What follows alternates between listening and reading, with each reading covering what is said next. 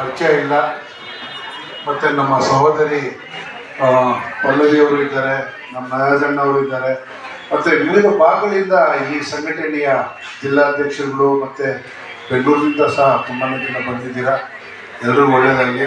ನಾನು ಯಾವಾಗಲೂ ನಮ್ಮ ಶಫೀಗೆ ಒಂದು ಮಾತು ಹೇಳ್ತಾ ಇರ್ತೀನಿ, ಏನಕ್ಕಾದರೂ ಬಂದ್ರೂ ಫಸ್ಟ್ ಒಂದು ಮನೆ ಮಾಡ್ಕೊಳ್ಳಪ್ಪ ಅವ್ನು ಒಂದು ಹೇಳ್ತಾ ಇರ್ತಾನೆ ಯಾವಾಗಲೂ, ಅಣ್ಣ ನನಗಿಲ್ಲಿ ಹುಟ್ಟು ಸಿಕ್ಕಿದೆ, ಅದೇ ನಮ್ಮ ದೊಡ್ಡ ಸೌಭಾಗ್ಯ. ಇಲ್ಲಿ ಏನು ನನಗೆ ಸಿಕ್ಕಿದೆ ಅದರಲ್ಲಿ ನಮ್ಮ ಈ ನೆಲ ಜಲ ಮತ್ತು ಭೂಮಿಗೆ ಸ್ವಲ್ಪನಾದರೂ ವಾಪಸ್ ಕೊಡೋದು ಬೇಡವಣ್ಣ. ಆ ಒಂದು ಅಳಿಲು ಸೇವೆನೇ ಈ ಒಂದು ಕನ್ನಡ ಪರ ಸಂಘಟನೆ ಮಾಡ್ತಾ ಇರೋ ಕೆಲಸ ಅಂತ ನಾವು ಹೇಳ್ತಾ ಇರ್ತೀವಿ. ನಾನು ಅದಕ್ಕೆ ಫಸ್ಟು ಅದು ಮಾಡಪ್ಪ, ನೀನು ಹೆಂಡತಿ ಮಕ್ಕಳನ್ನು ಸರಿಯಾಗಿ ಫಸ್ಟ್ ಇಡ್ಬೇಕಂತ ಹೇಳಿದ್ರೆ ಸ್ವಂತ ಸೋಲಿರ್ಬೇಕು ಬೆಂಗಳೂರಲ್ಲಿ ಅಂತ ಬೈತಾ ಇರ್ತೀನಿ. ಅದರಿಂದ ಯಾವಾಗಲೂ ಅವ್ನು ಹೇಳೋದನ್ನ ಕೇಳಿಸ್ಕೊತಾ ಇರ್ತೀನಿ. ಮತ್ತು ತುಂಬ ಜನ ನಾನು ಹೇಳ್ತೀನಿ, ತುಂಬ ಜನ ನಿಮ್ಗೆ ಗೊತ್ತೇ ಇದೆ, ಇವತ್ತಿನ ದಿವಸ 4 ಬರೀ ಇನ್ನೂ ಅವ್ನಿಗೆ ಏನಾದ್ರು ಒಂದು ಸಂಘಟನೆ ಹೆಸರು ಸಿಕ್ಕಾಕೊಂಡ್ಬಿಟ್ರೆ ಒಂದು ಬರೀ ನಾಮಿನೇಷನ್ ಬರೀ ಒಂದು ರಿಜಿಸ್ಟರ್ ಮಾಡಿಸ್ಬಿಟ್ರೆ ಸಾಕು, ಅವನ ಬಾಡಿ ಲ್ಯಾಂಗ್ವೇಜು ಯಾವ ರೀತಿ ಚೇಂಜ್ ಆಗಿಬಿಡುತ್ತೆ ಅಂತಂದರೆ ಆ ಭಗವಂತನಿಗೆ ಪ್ರೀತಿ ಆಗಬೇಕು. ಯಾಕಂತಂದರೆ ನಮಗೆ ಆ ಬರೀ ಆ ಸಂಘಟನೆ ವಿರೋಧ ಅಲ್ಲ, ಅವನು ಇರೋದಕ್ಕಿಂತ ಸಂಘಟನೆ ವಿರೋಧ ಜಾಸ್ತಿ ಆಗ್ಬಿಡ್ತದೆ. ಆ ಥರ ಬಾಡಿ ಲ್ಯಾಂಗ್ವೇಜ್ ಇರುತ್ತೆ. ಇವತ್ತು ತುಂಬಾ ಜನ ನಾವು ನೋಡ್ಬಿಟ್ಟಿದ್ದೀವಿ, ಒಂದು ರಾತ್ರಿಗೆ ಅವರು ರೋಲ್ ಕಾಲ್ ಅಧ್ಯಕ್ಷ ಆಗಿಬಿಟ್ಟಿರ್ತಾರೆ. ಆದರೆ ನಮ್ಮ ಶಫಿ ಇಷ್ಟು ವರ್ಷದಿಂದ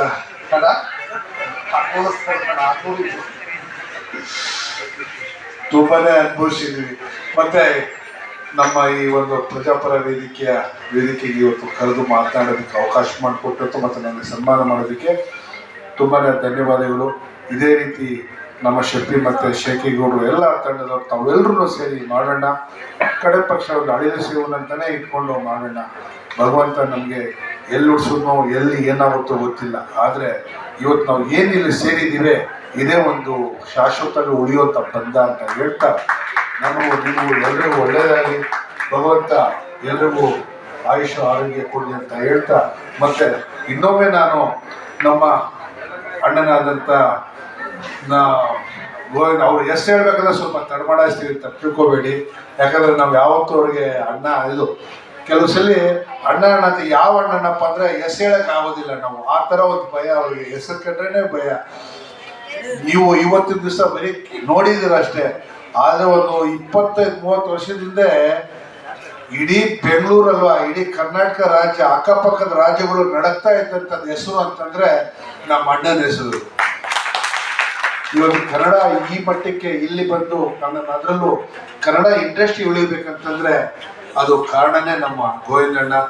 ಅದರಿಂದ ಆ ಅಣ್ಣನ ಮುಂದೆಗಡೆ ನಾವು ನಿಂತಿರೋದೇ ಒಂದು ನಮ್ಮ ಪುಣ್ಯ ಅಂತ ಭಾವಿಸ್ತಾ ತಮ್ಮೆಲ್ಲರೂ ಒಳ್ಳೆಯದನ್ನು ಆರಿಸ್ತೀನಿ. ನಮಸ್ಕಾರ. Thank you.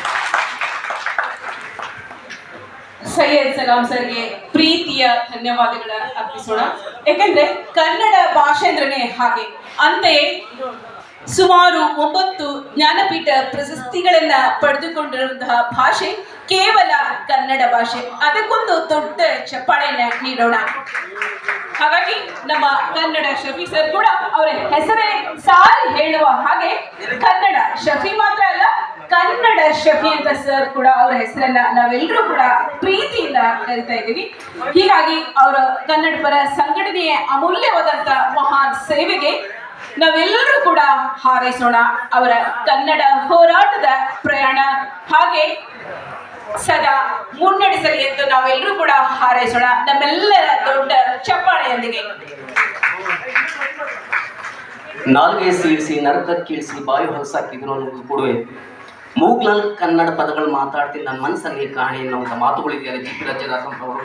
ಅವರ ಮಾತುಗಳಿಗೆ ಪ್ರತಿರೂಪ ಹೋರಾಟಗಳ ಮುಖೇನ ಕನ್ನಡ ಪ್ರೇಮಿ ರಾಜು ಅವರಿಗೆ ಸಾರಾ ಗೋವಿಂದಣ್ಣ ಮತ್ತು ಸಲಾಮಣ ಕೊಡಿದ ಪರಿಸರ ಪ್ರೇಮಿ ರಾಜು. ನೆಕ್ಸ್ಟು ಆದಿಗೌಡ ಅವರು ಬನ್ನಿ.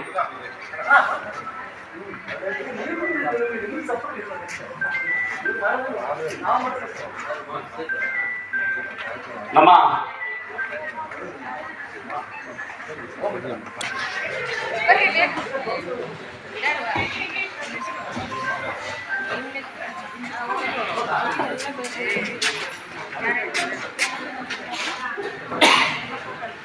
ಈ ಕ್ಷಣದವರೆಗೂ ಕಾರ್ಯಕ್ರಮದಲ್ಲಿ ಪಾಲ್ಗೊಂಡು ಕಾರ್ಯಕ್ರಮದ ಒಟ್ಟಾರೆಯ ಸಂಪೂರ್ಣ ಒಂದು ಸಾರಾಂಶವನ್ನ ಒಂದೊಳ್ಳೆಯ ಸಾಧಕರ ರಾಜ್ಯ ಗೌರವ ಪ್ರಶಸ್ತಿ ಸಮಾರಂಭದ ಮುಖೇನ ಯಶಸ್ವಿಗೊಳಿಸಲಿಕ್ಕೆ ಅವಕಾಶ ಮಾಡಿಕೊಟ್ಟಂತ ಶ್ರೀಯುತ ಸಾರಾ ಗೋವಿಂದ ಸರ್ ಅವರಿಗೆ ತುಂಬ ಹೃದಯದ ಧನ್ಯವಾದ.